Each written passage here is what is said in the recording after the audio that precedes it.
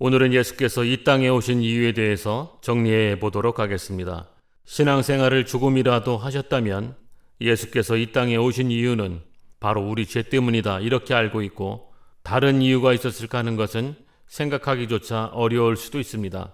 어느 대형교회 목사님은 어떤 미디어 인터뷰에서 예수께서 사람만 구원하시려고 오셨으면 하나님의 아들이 너무 무능력한 거 아닌가요? 라고 하셨는데, 이 내용이 보도되었을 때 반응은 인류 구원 외에 다른 것을 말한다면 문제가 있다는 것이 대부분이었습니다.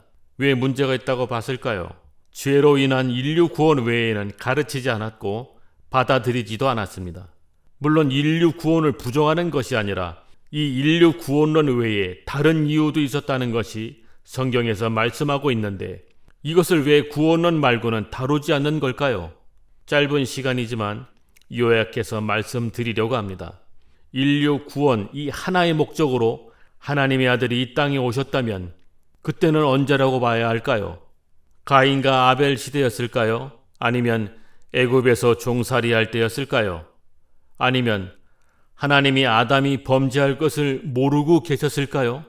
이것을 좀 더 쉽게 접근하려면 먼저 하나님의 영광과 아들 예수 그리스도의 영광을 알아보고 시작하는 것이 이해하기가 쉽습니다. 대체 하나님은 품속에 계신 아들을 위해 하늘을 창조하셨습니다. 하나님의 하늘은 우리가 알고 있는 우주 공간이 아니라 이것과는 비교할 수 없는 곳입니다. 하나님 아버지는 아들을 위해 만유를 지으셨고 아들에게 상속하시려고 후사로 세우셨습니다. 하나님의 하늘은 아들을 위해 섬겨 영들을 만드셨는데 각각 천군과 천사로 구분하였고 모두 자신이 맡은 위치와 섬겨야 할 일들을 맡은 자들이었습니다. 그 하늘은 하나님의 아들이 아버지 품속에 계실 때에 거기서 아버지와 함께 가지셨던 영광으로 가득한 곳이었습니다. 그것이 하나님의 하늘입니다. 넓은 우주 공간 중 하나가 아니라 우주와는 비교할 수도 없는 그 위에 있는 하나님의 하늘을 말합니다. 그러므로 아들은 아버지 품 안에 계신 것이나 하늘에 계신 것이나 이 둘을 동등한 것으로 여기셨습니다.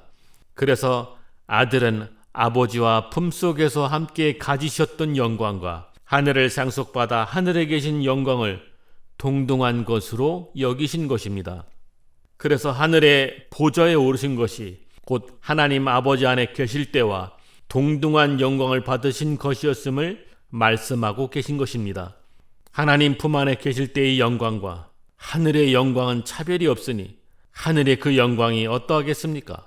그러한 영광을 하나님의 후사로서 받으셨으니 우리에게 약속하신 내 아버지의 집이라는 그곳의 영광을 어찌 말과 글로 다 표현을 할 수 있겠습니까?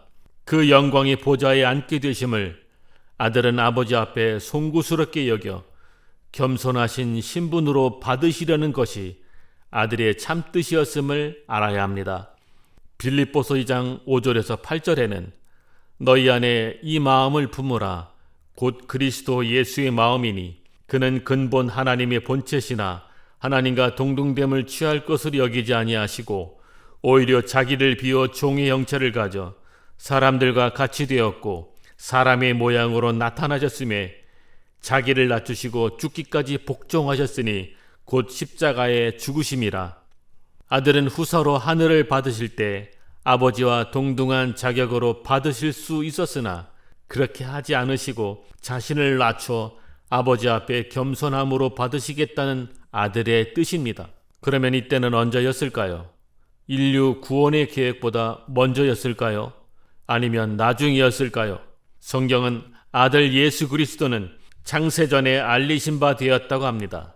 창세전 곧 아담이 지음받기도 전에 아들 예수 그리스도는 자신을 낮춰 사람이 되기로 뜻을 가지셨습니다.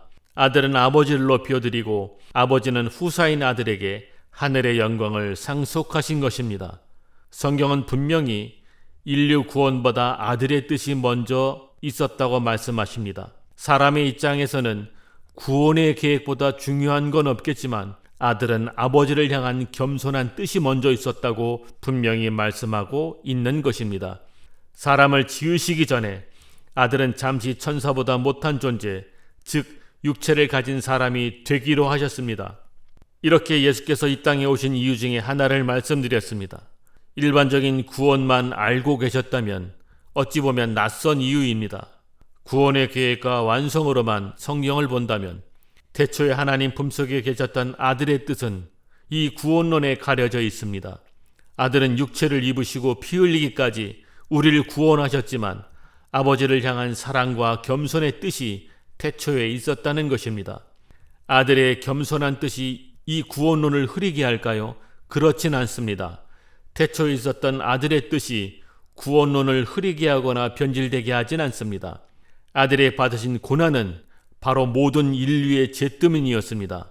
그러나 아들이 이 땅에 오신 이유는 인류 구원 이것 하나만은 아니라고 말씀을 드렸습니다. 또 다른 이유에 대해서는 새로운 주제로 말씀을 드리려고 합니다.